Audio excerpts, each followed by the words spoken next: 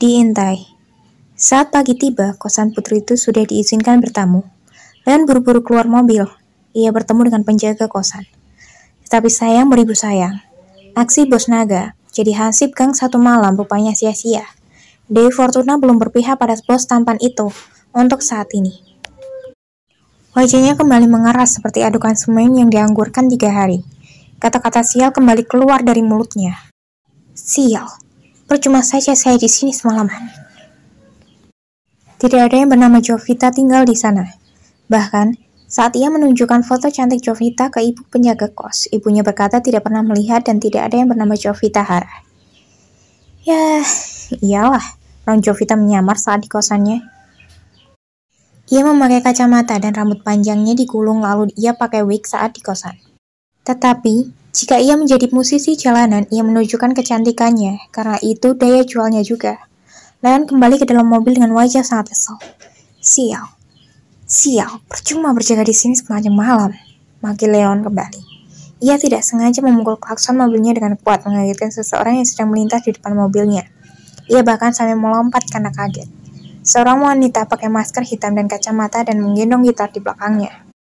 Ia marah karena kaget, lalu dengan spontan mengacuhkan jari tangannya ke arah Leon dengan tatapan sinis, lalu berjalan terburu-buru di depan mobil Leon yang sedang parkir. Jangankan meminta maaf, rasa bersalah juga tidak. Jangan menuntut si ular naga ini untuk meminta maaf, karena hal itu tidak ada di kamusnya. Alih-alih sibuk, ia pura-pura membenarkan posisi kumis tipis melintang itu dan membenarkan topi penyamarannya. Leon cuek pada wanita yang memberinya jari tengah itu. Leon turun dari mobil, berdiri di depan mobilnya, menyandarkan tubuhnya pada badan mobil. Leon merasa matanya sangat mengantuk dan tubuhnya lelah. Tetapi, bila diajak rebahan, matanya seolah-olah membangkang padanya. Tidak akan mau tidur, walau dibujuk dengan cara apapun. Ia mau tidur setelah minum obat tidur. Itulah yang membuat dirinya sangat tersiksa. Ia menelpon Santo. Apa di daerah sini ada kosan lagi selain ini? Ada banyak di belakang, bos. Merasa tidak enak badan karena tidak istirahat berhari-hari, ia memutuskan pulang ke bar untuk istirahat. Besok saja datang lagi. Leon pulang. Pagi-pagi sekali Leon sudah datang. Leon duduk di kursi setir memegang gelas panas di tangannya. Entah ia kurang fokus atau kurang tidur, matanya sibuk melihat layar ponsel. Tidak sengaja menyeruput kopi panas. Seketika menyemburkan kopi panas dari mulutnya dan muka jendela mobil melempar gelas kopi plastik keluar. Kopi sialan. Umpat kesal memaki-maki gelas plastik yang tidak bersalah itu. Tidak sengaja mengenai kaki wanita yang melintas di depannya. Wanita yang sama yang mengacaukan jadi tengahnya padanya kemarin. Leon tertawa kejut, karena lagi-lagi ia menerima tanda makian 2 kali dari orang yang sama dan di waktu yang sama pula. Dari seorang wanita yang menggendong gitar di belakangnya. Tiba-tiba mata Leon mengenyit, lalu ia turun dari mobil. Dia bawa gitar. Tunggu. Leon mengambil topi dan memakai kumis, dan ia berlari kecil mengikutinya. Tubuhnya mirip, namun rambut yang ini lebih pendek. Tunggu, bukankah kemarin warna rambutnya kuning, lalu sekarang merah? Jangan-jangan wig. Leon berlari. Di perempatan jalan sang wanita menghilang. Apa itu dia? Sial. Jadi kemarin, hari ini, hari ketiga. Leon mengganti cara lain. Ia tidak membawa mobil lagi, dan ia juga menyamar sebagai seorang pekerja kantoran, membawa tas ransel di punggungnya. Oke, baiklah. Ayo kita ikuti cara permainanmu, nona kecil. Ujar Leon membuang napas dari mulutnya. Hari ini, ia masuk ke stasiun kereta, membeli tiket. Leon membeli tiket juga, mengikutinya, dan saat masuk ke dalam kereta, ia juga naik dan kebetulan saat itu tidak ramai. Leon mengambil gambar diam-diam. Leon duduk dengannya, jarak 2 orang di sebelahnya. Leon curi-curi pandang padanya, memastikan ia tidak salah orang. Hingga di samping Leon turun di stasiun berikutnya tinggal 1 orang. Tidak lama kemudian, wanita itu benar-benar duduk di sampingnya. Bibir Leon tertawa kecil. Ia merasa sangat senang luar biasa. Yes, gumamnya pelan. Ia yakin wanita yang menyamar di sampingnya adalah Jovita Hara.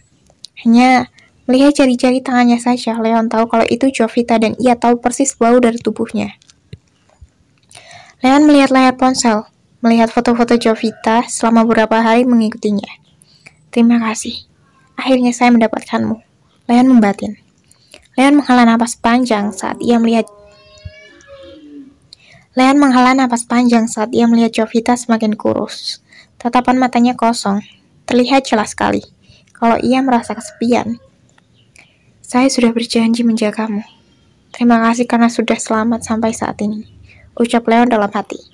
Hingga akhirnya di stasiun dan ia turun. Leon juga ikut turun, tetapi karena Jovita merasa diawasi, ia akhirnya menghilang di balik keramaian stasiun. "Oh, kamu kemana gadis bodoh? Harusnya saya menangkap kamu tadi," ujar Leon merasa sangat kesal. Ia menelpon orang-orangnya yang ada di Jogja. Semua orang berpencar di stasiun dan Jovita juga sudah berubah wujud kembali di kamar mandi. Kali ini, ia memakai kerudung. Ia memakai kerudung dan ia melewati Leon yang sedang kelimpungan mencari dirinya. Jovita juga tidak mengenal Leon karena mereka semua juga sama-sama memakai penyamaran. Jovita berhasil kabur lagi. Kali ini dan masuk ke sebuah toko. Ia merasa tidak aman lagi. Apa yang ia takutkan benar terjadi. Jika banyak orang yang mengarahkan kamera ponsel padanya, maka sama saja ia memberitahukan keberadaan dirinya pada penjahat yang mengincarnya. Ia kembali ke kosannya lagi dan memilih bersembunyi di sana. Sementara Leon datang ke kosannya saat malam. Ia akhirnya sadar ada orang lain juga yang sedang mengincar Jovita. "Kamu dalam bahaya, Jovita Hara. Lihat, para brengsek ini juga menginginkanmu." Leon meminta Rico Santo datang untuk menyingkirkan orang-orang yang mengincar Jovita. Saat ketiga orang itu dalam mobil mengawasi Jovita, Rico, Santo, dan Leon secara tiba-tiba mengagetkan ketiganya karena tiba-tiba sebuah todongan senjata. "Jangan bergerak. Kami tidak ingin ada keributan. Lemparkan senjata di depan," ujar Rico.